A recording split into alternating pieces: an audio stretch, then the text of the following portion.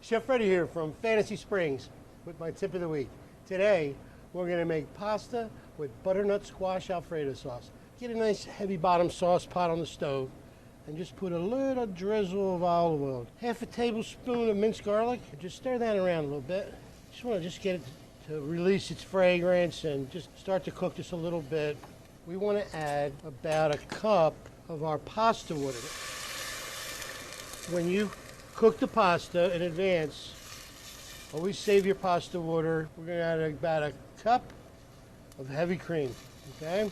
So that's probably 1.5 pounds of butternut squash. We're going to add that right to the pot. A little bit of salt, and a little fresh pepper.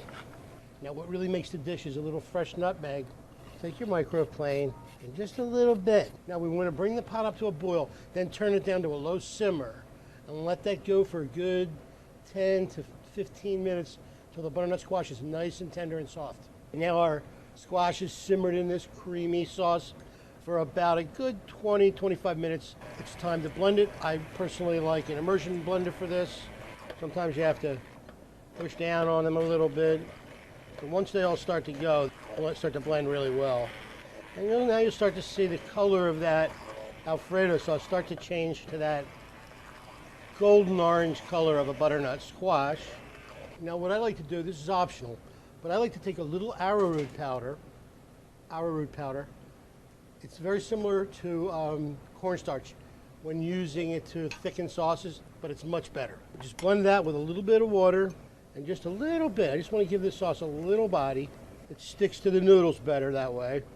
And we'll add about a 1/4 cup, maybe 1/3 cup of grated Parmesan cheese. I like to use Parmesan Reggiano. Now to finish the sauce, we want to swirl in about 2 ounces of softened, unsalted butter, then test it for salt and pepper.